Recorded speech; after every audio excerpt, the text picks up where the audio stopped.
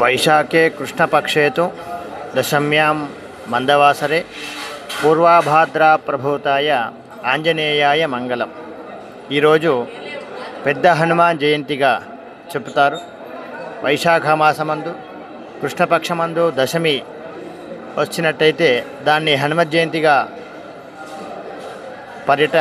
పరిగణలోకి తీసుకోవాలి.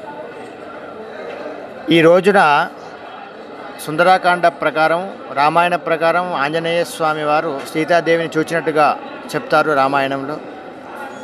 కాబట్టి ఈరోజు ఎవరైతే ఆంజనేయ స్వామికి ఉదయాన్నే అభిషేకము అర్చన అదేవిధంగా హనుమత్ చాలీసా పారాయణము వీలైతే సుందరాకాండ పారాయణము మన్యసూక్త పారాయణము ఇటువంటి అభిషేకాలు కానీ అర్చనలు కానీ ఆంజనేయ స్వామికి చేస్తారో తప్పక కార్యసిద్ధి కలుగుతుంది అని చెప్పేసి శాస్త్రవచనం. త్వమస్మిన్ కార్యనిర్యోగే ప్రమాణం హరిసత్తమ హనుమాన్ ఇతరమాస్తాయ దుఃఖక్షయ కరోభవ అంటే ఆంజనేయ స్వామి వారు కార్యసిద్ధికి ప్రతీక.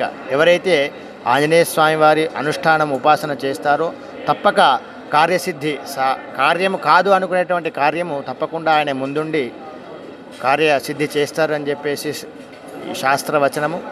ఈ రోజున పరమ పవిత్రమైనటువంటి ధర్మపురి తీర్థక్షేత్రంలో క్షేత్రపాలకునిగా ఉన్నటువంటి దక్షిణాభిముఖిగా ఉన్నటువంటి ఆంజనేయ స్వామి వారికి ఉదయాన్నే 5 గంటలకు స్వామివారికి పంచామృతాభిషేకము, షోడశోపచార పూజ, అదేవిధంగా సుందరాకాండ పారాయణము, మన్య సూక్త అభిషేకము, రుద్రాభిషేకము, పంచసూక్తాలతోని అభిషేకము, అదేవిధంగా అష్టోత్తర అర్చన విశేషంగా చేయడం జరిగింది. తదనంతరము వడమాల ప్రసాదంగా స్వామివారికి నివేదన చేయడం జరుగుతూ ఉంటుంది. దీని ఉద్దేశం ఏమిటి అంటే, ఎవరైతే దీర్ఘకాలికంగా అనారోగ్యాలతో బాధపడుతూ ఉంటారో వారికి సంపూర్ణమైనటువంటి శరీర ఆరోగ్యం కలిగి సుఖశాంతులతో ఉండి సుఖంగా ఉంటారు అని చెప్పేసి స్థల పురాణము. సర్వే జనాః సుఖినో భవంతు.